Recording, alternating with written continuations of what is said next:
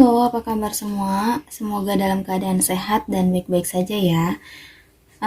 Pada kesempatan kali ini kita akan lanjutkan pembahasan materi tentang soal-soal kimianya, tentang SIMAK UI-nya. Nah, untuk yang pertama kita bahas tentang sifat koligatif larutan. Sifat koligatif larutan itu ada 4 ya. Ada penurunan tekanan uap jenuh larutan, ada kenaikan titik didih, penurunan titik beku, dan tekanan osmotik atau Pi. Nah, di soal yang ini kita bahas tentang tekanan osmotik. Manakah larutan di bawah ini yang memiliki tekanan osmotik yang sama dengan NaCl 0,2 mol yang jika diukur pada suhu dan volume yang sama. Jadi tekanan osmotik itu simbolnya adalah Pi. Pi itu adalah MRT kalau dia non elektrolit. Jadi kalau di sini non elektrolit ya. Kalau misalkan dia elektrolit, maka MRT dikali I, ini yang elektrolit. Nah, I-nya itu apa? I-nya itu adalah faktor Van Hoff. I-nya itu adalah 1 ditambah N-1 dikali alfa. Dengan N adalah jumlah ion, sementara alfa adalah derajat ionisasinya. Oke ya. Nah, kalau misalnya di sini katanya ada NaCl 0,2 mol. Jadi kita lihat untuk NaCl dulu. NaCl berarti Pi-nya itu adalah MRT. Karena NaCl dia itu elektrolit, maka nanti dikali sama I. Ya. Apanya yang sama untuk nanti ke 4 yang optionnya itu, yang sama adalah si R sama si T. Jadi kita nggak usah lihat. Kemudian kan tadi volumenya sama, maka nanti yang molaritas ini kita hitungnya adalah molnya aja. Mol dikali dengan I-nya gitu ya. Nah, molnya berapa? Molnya untuk NaCl adalah 0,2 mol, sementara I-nya adalah 2. Ini kalau NaCl diuraikan kan jadi Na+ sama Cl-, itu dia memiliki 2 ion. Maka di sini 0,4. Kita cari dari option 1, 2, 3, 4 itu yang 0,4 jawabannya. Oke. Untuk yang pertama, itu dia ada urea. Urea itu dia non-elektrolit, maka nanti nggak dikali I. Jadi, V-nya itu cuma si molnya aja. Berarti dia cuma 0,1. Ya, nggak dikali I karena dia non-elektrolit.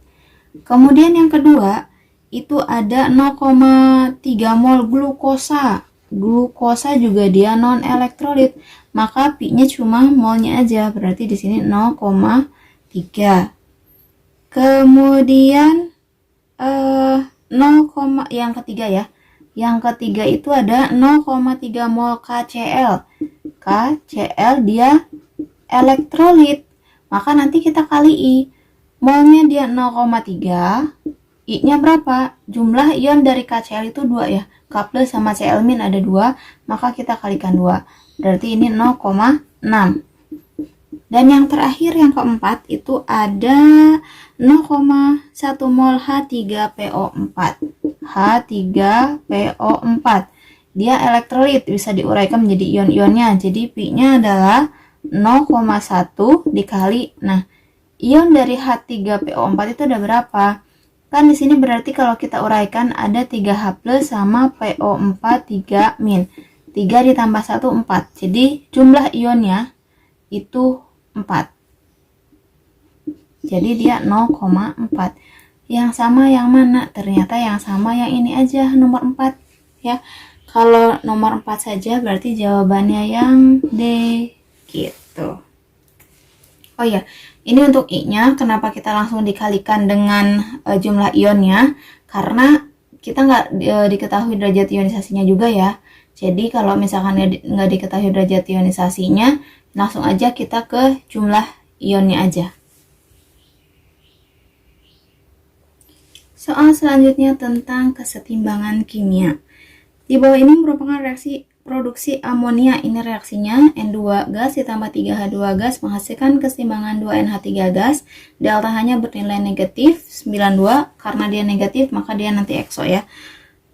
Kemudian usaha yang dapat dilakukan untuk meningkatkan produk amonia berdasarkan asas Le Chatelier. Jadi kalau misalnya dibilang untuk meningkatkan si amonia, ini kan amonianya ya, untuk meningkatkan amonia maka dia harus gesernya ke kanan, harus geser ke kanan. Oke, sekarang kita lihat dulu faktor-faktor yang mempengaruhi keseimbangannya. Yang pertama adalah konsentrasi. Jadi kalau misalnya untuk konsentrasi, dia harus geser ke kanan, itu konsentrasi dari reaktannya kita tambah dan konsentrasi produknya kita ambil. Jadi nanti tuh harus konsentrasi dari N2-nya kita naikkan, konsentrasi dari H2-nya kita naikkan juga, dan konsentrasi dari NH3 kita turunkan. Atau kalau misalnya diturunkan itu maksudnya adalah diambil. Ketika dia udah berjalan reaksi menghasilkan produk ini kita ambil. Jadi nanti dia gesernya ke kanan. Oke ya. Kemudian yang kedua ada volume atau V. Nah, kalau misalnya volume nanti berbanding terbalik dengan tekanan. Tekanan atau P. Jadi, kalau misalnya volumenya diperkecil, maka nanti tekanannya itu diperbesar. Volume diperkecil, tekanan diperbesar. Maka dia akan geser ke koefisien yang lebih kecil. Vocil-kocil. Vocil-kocil. Volume kecil geser ke koefisien kecil. Ingat ini ya. Vocil-kocil. Volume kecil geser ke koefisien yang kecil. Kalau misalnya si tekanan nanti dia berbanding terbalik. Sekarang kita lihat. Di reaksi ini koefisien di kiri ada berapa? Ini 1, ini 3, berarti di kiri dia ada 4. Di kanan dia ada 2, berarti yang lebih kecil di kanan. Agar dia gesernya ke kanan, maka volumenya harus diperkecil ya. Jadi di sini sudah benar nih. Volumenya kecil, dia geser ke koefisien kecil. Maka untuk reaksi ini agar dia geser ke kanan harus volumenya yang diperkecil. Sementara tekanannya harus diperbesar. Gitu ya. Jadi ini udah benar, nanti volumenya diperkecil dan tekanannya diperbesar. Dan yang terakhir itu tentang suhu. Suhu atau T. Jadi kalau misalnya suhu diturunkan, dia geser ke reaksi eksoterm. Kalau suhu dinaikkan, dia geser ke reaksi endoterm. Jadi lihat di sini. Delta H-nya dia bernilai apa? Bernilai negatif. Kalau bernilai negatif berarti dia reaksinya ekso ya. Jadi dia biar geser ke kanan ke reaksi ekso itu suhunya harus diapakan? Suhunya harus diturunkan. Gitu ya. Jadi suhunya harus diturunkan. Oke, kita lihat nih dari optionnya. Yang pertama suhu dinaikkan salah ya. Suhu dinaikkan salah. Harusnya suhu diturunkan. 1 salah, pasti 3 juga salah. Cek nomor 2-nya dulu. Tekanan dinaikkan. Nah, di sini betul ya, tekanan kita naikkan, berarti nomor 2 betul. Ini benar. Kemudian yang ketiganya volume dinaikkan, salah. Harusnya volume diturunkan. Jadi jawabannya apa? 2 sama 4. Nomor 4-nya amonia yang terbentuk segera dipisahkan. Berarti amonia yang terbentuk itu segera dipisahkan atau di sini dikurangi. Gitu ya. Jadi jawabannya 2 sama 4. 2 dan 4 itu apa? C ya, berarti jawabannya C.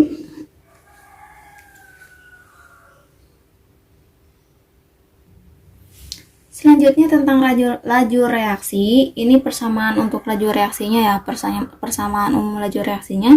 V sama dengan K konsentrasi A pangkat X, konsentrasi B pangkat Y. Jadi nanti V-nya itu adalah laju reaksinya, K-nya itu adalah konstanta, kemudian konsentrasi A, konsentrasi B udah bisa ya. Kalau X berarti orde terhadap si A, kalau Y berarti orde terhadap si B. Nah, ini persamaan umumnya. Kemudian untuk di soal, Jika reaksi A ditambah 2B menghasilkan C, memiliki persamaan laju reaksi V sama dengan K konsentrasi A pangkat 2 konsentrasi B pangkat 1. Maka pernyataan di bawah ini yang tepat sesuai data tersebut. Oke, ditanya pernyataan yang tepat. Untuk pernyataan nomor 1, order reaksi total adalah 3. Nah, ini kan yang ini dulu ya, order A, order B. Berarti kalau order total itu kita jumlahkan.